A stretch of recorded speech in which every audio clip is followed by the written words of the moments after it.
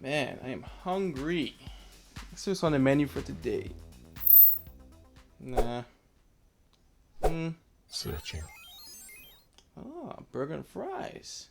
And a free Coke. Ah, Scanning. interesting. Process finished. What's up? Today we're going to be learning how to do this realistic 3D hologram effect. You ready? Let's go.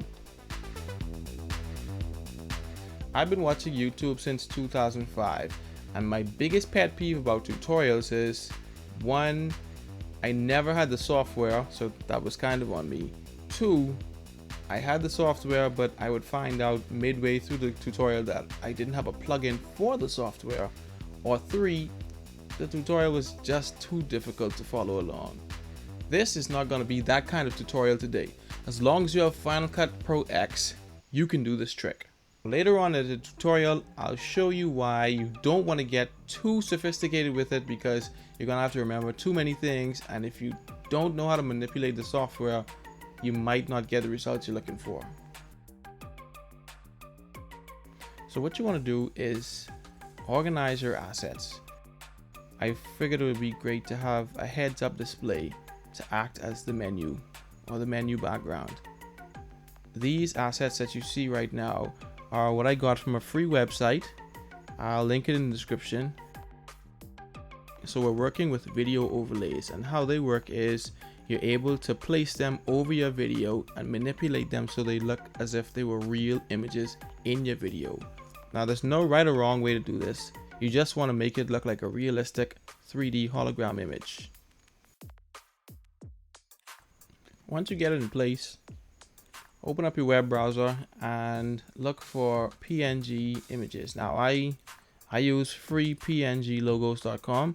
You can use any PNG as long as it's copyright free. Once you've chosen the images you want, bring them directly onto the timeline or import them into the project. For ease and simplicity, sometimes I just drop them straight on the timeline and get to editing. Now once you get the image on the timeline, highlight the video clip. Once you've highlighted the video clip, you want to go over to the blending mode and choose screen or lighten. Whichever one you like more, whichever one makes your video work best. After you've done that, you want to hit the transform tool in the bottom left corner of the viewer and move the image where you want to or where you need it to be in order for it to look realistic enough to be a 3D image.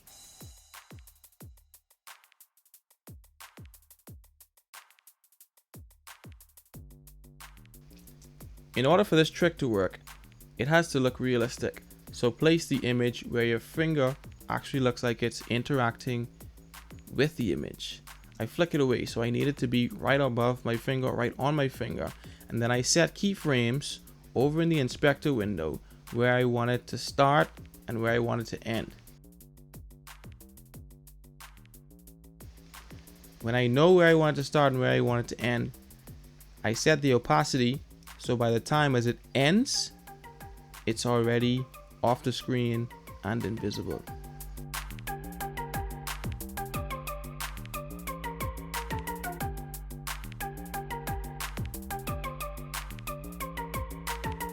Then all we do is repeat the same process for the pizza. Bring it in to the edit, change the blending mode, position it where you want, and then for this one, since it's the second option, as soon as the hot dog leaves the menu screen, I want the pizza not to just show up on screen. I want it to float up or levitate up into the menu so it looks futuristic. So once again, you find the point where the hot dog leaves the screen, and then you bring the pizza in. Once the pizza is there,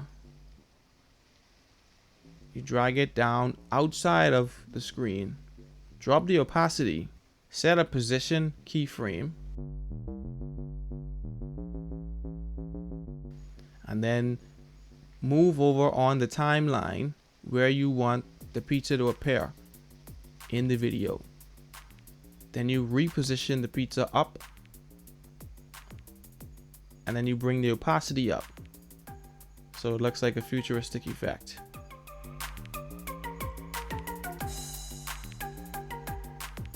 After that, you want to make sure the pizza is where your finger is when you flick it up.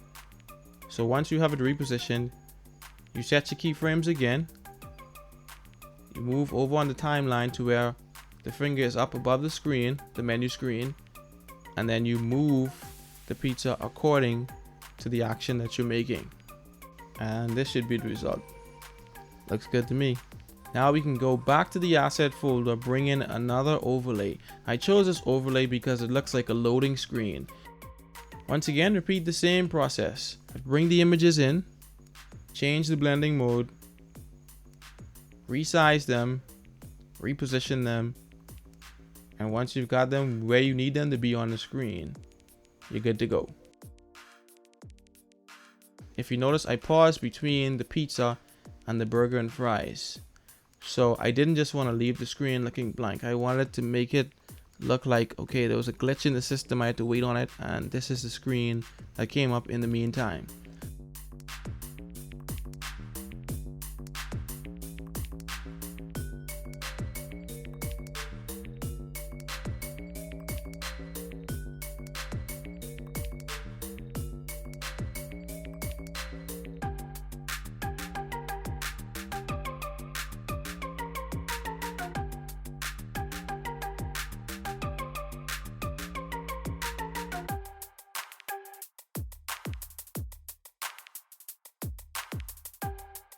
If you check out my video tricks and hacks video, you'll see I used this cake mixer before.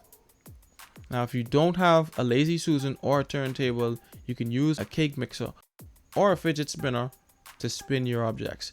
But I use the cake mixer because it's what's available to me. Head over to your effects browser on the right side of the screen, and then what you want to do is make sure the tab all is selected, or make sure masks are selected. This was one of my biggest pet peeves. I would be following along in the tutorial, and then they would go over to the effects browser and just type in draw.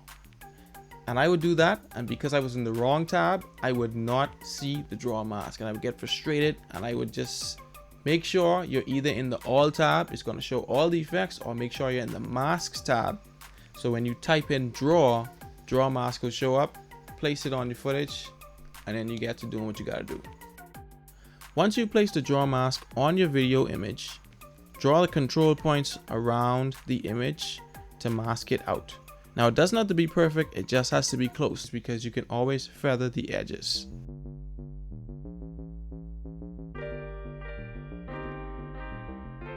Once you're satisfied with the draw mask, bring it into the timeline and set it up just like you've done with the other images. Change the blending mode, position it, and keyframe it to the way you want it to react on screen.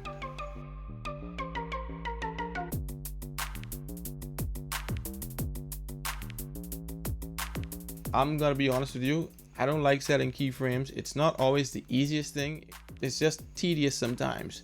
So remember, the scale, position, and anchor points keyframes.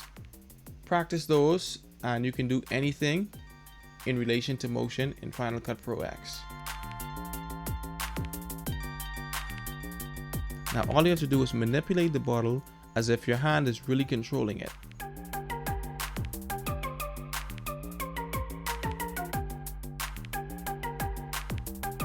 The last thing we have to do to complete the trick, we want to shrink the bottle down back into the wristwatch after we've made our selection.